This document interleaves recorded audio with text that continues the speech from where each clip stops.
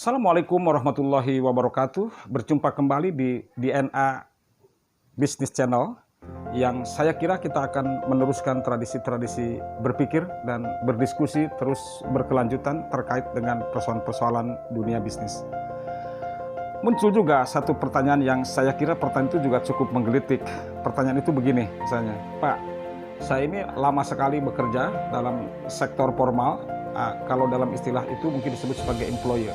Dan saya tidak memiliki kapasitas, tidak memiliki pengalaman, tidak memiliki waktu yang cukup untuk belajar menjadi seorang pebisnis. Tiba-tiba pada usia saya misalnya 37, 38, 40, usia yang sangat produktif, tiba-tiba saya misalnya kena PHK, begitu ya. Nah, saya dapat pesangon. Saya dalam keadaan bingung, apakah uang pesangon itu harus saya benamkan ke dalam dunia usaha saya, ke dalam dunia bisnis, atau saya harus bagaimana? Nah, ketika misalnya saya menggunakan dana yang saya miliki itu dipakai untuk melakukan bisnis, saya takut malah uang yang sekecil ini pun itu bisa habis berantakan. Saya begini, ini saya bercerita dari pengalaman pribadi ya.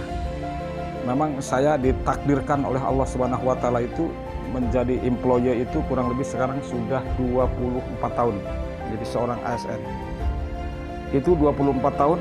Meskipun saya ASN posisinya, aparatur sipil negara, tetapi itu adalah, saya juga adalah employer. Tetapi di waktu-waktu senggang saya tidak pernah menghentikan kegiatan saya sebagai seorang pebisnis. Tapi saya ada sesuatu yang menarik begini. Saya pernah kedatangan orang yang persis nasibnya seperti begini, lalu saya katakan begini, oke, benamkan untuk investasi, untuk bisnis itu Anda tidak lebih dari 30-40%. Kalau misalnya Anda memiliki pesangon, misalnya sebut misalnya 10 juta, maka gunakan 3-4 juta itu sebagai latihan bisnis. Tapi judul saja pakai latihan. Akhirnya kalaupun toh bangkrut, anggap saja sedekah kepada Allah Subhanahu wa taala dan mudah-mudahan Allah menggantinya dengan sesuatu yang lebih baik. Yang 6 juta itu dipakai untuk bertahan hidup. Dan saya kira Anda kan tidak mungkin hanya punya kemampuan cuma 6 juta. Ini pengalaman aja, ini cerita pengalaman. Lalu saya bilang yang 4 juta atau 3 juta itu dipakai untuk apa? Anda carilah kambing, saya bilang. Cari kambing oleh Anda yang harganya murah, tetapi beli kambing betina. Ya, anggap saja misalnya waktu itu ya, waktu dulu itu bukan cerita sekarang, kambing sekarang kan mahal. Dulu misalnya kambing itu bisa 500.000, bisa 600.000 kambing yang betina yang sebentar lagi mungkin bisa dipakai untuk beternak kambing. Lalu setelah begitu kata saya belilah 5-6 kambing, begitu uang yang 3 juta itu beli kambing. Kalau Anda misalnya sanggup untuk ngurus sendiri silahkan, tapi kalau enggak sanggup juga diserahkan kepada orang-orang kampung yang memiliki kesanggupan untuk mengurus kambing itu. Lalu si kambing itu disimpan gitu ya, misalnya yang tadi 5-6 ekor itu disimpan, nanti kalau kambing itu melahirkan maka anak yang dilahirkan dari kambing itu dibagi 2. Jadi kalau satu sebelahan, kalau lahirnya 2 berarti 1-1, kalau lahirnya 4 itu berarti 2-2, kalau lahirnya 3 ya berarti 1,5 dan seterusnya begitu ya. Dibikin komitmen, dibikin perjanjian yang cukup baik gitu dengan mereka. Lalu setelah dibikin perjanjian dan komitmen itu laksanakanlah ini bisnis kecil-kecilan saya bilang, tapi manfaatnya akan sangat besar. Karena apa? Perlu saya sampaikan bahwa kambing itu cuma 7 bulan sekali itu melahirkan. Jadi kalau Anda misalnya sekarang punya kambing 5 atau 6, maka 6 atau 7 bulan atau telat-telatnya 8-9 bulan kemudian, kambing itu rata-rata minimal melahirkan anaknya 2 begitu ya. Maka kambing Anda sudah bergeser menjadi 10 begitu ya. Nah, karena kalau 2 itu berarti kan 5 untuk orang yang ngurus, 5 untuk Anda begitu ya. Saya coba transformasikan gagasan seperti itu, berarti 14 bulan saya bilang kambing Anda tidak lagi 5, tetapi kambing Anda itu sudah 15. Nanti ketika misalnya Anda bertumbuh kambingnya itu menjadi 15, Anda lakukan namanya reproduksi ulang. Reproduksi ulang itu dalam pengertian itu si ibu kambing yang sudah melahirkan 3-4 kali itu Anda jual. Diganti kepada generasi-generasi baru dan dari situ aja sudah mulai Anda dapat keuntungan. Posisi Anda kambingnya sudah puluhan begitu ya. Lalu yang si kambing ini Anda mulai belajar kepada binatang yang agak besar. Misalnya Anda beli kerbau atau Anda beli sapi gitu ya. Tapi sama, sapinya sapi betina, kemudian atau kerbaunya juga kerbau betina. Di pola yang sama. Nah, kalau sapi begitu kan rata-rata 12 sampai 14 bulan baru dia melahirkan. Dan rata-rata memang cuma 1 atau maksimal 2. Terus kata saya pola itu diteruskan sambil Anda bertahan hidup dengan tadi sisa pesangon Anda yang sangat terbatas itu. Dan ternyata banyak yang berhasil, banyak yang sukses. Begitu, bahkan ada salah seorang mantri di kampung halaman saya yang justru berhasil bukan karena dia atau posisi dia sebagai mantri atau sebagai ahli kesehatan, tapi dia berhasil justru karena kemampuan dia untuk mengurus dan merawat sapi dan kambing itu. Nah, saya kira ini akan lebih aman begitu posisinya, gitu ya, akan lebih aman. Bisnis dalam bidang perdokasan ini akan lebih aman untuk menjaga, untuk merawat uang-uang yang sangat terbatas dari hasil pesangon itu.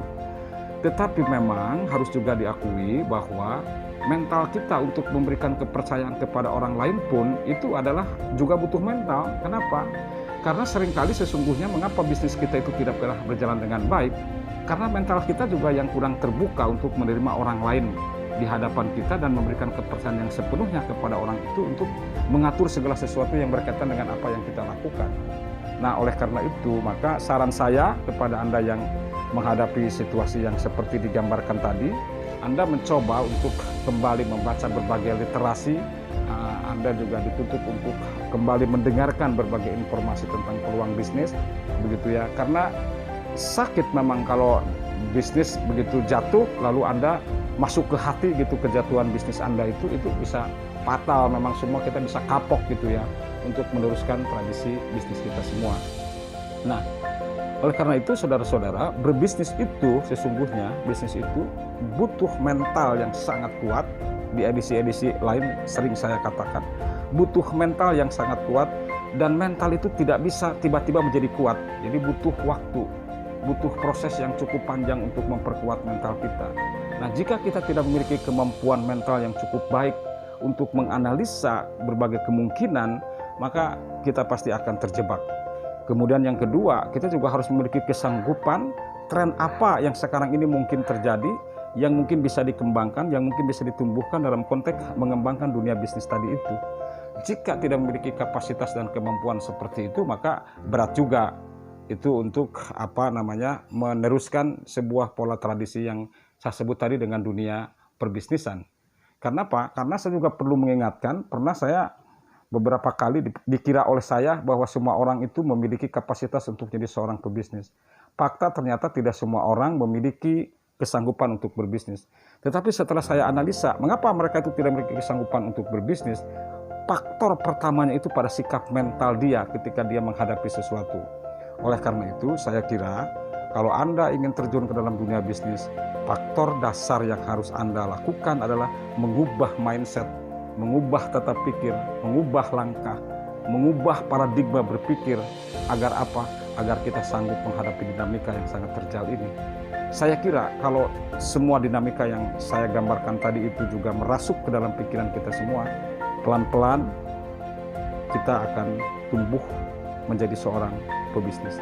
Dan sekarang menurut saya bukan soal pilihan menjadi pebisnis itu, tapi sudah menjadi sebuah kewajiban, karena kita sadar bahwa ternyata menjadi employee, menjadi pekerja, sebetapapun tingginya jabatan Anda dalam posisi Anda sebagai employee, tetap pada akhirnya Anda akan mengalami masa-masa yang sangat kelam dan sulit. Nah, kalau Anda berpikir bahwa menjadi employee pun tidak selamanya aman, maka mengapa Anda dalam berbisnis harus berpikir bahwa selalu harus aman? Dalam bekerja pun Anda tidak aman, maka apalagi dalam dunia bisnis. Saya kira kalau pikiran-pikiran ini sudah ditajamkan ke dalam hati kita, ke dalam pikiran kita, ke dalam semangat kita, saya kira pelan-pelanlah dan pasti itu semua akan mewujud jadi sebuah kekuatan yang maha besar bagi kehidupan kita semua. Terima kasih. Salam bisnis. Assalamualaikum warahmatullahi wabarakatuh.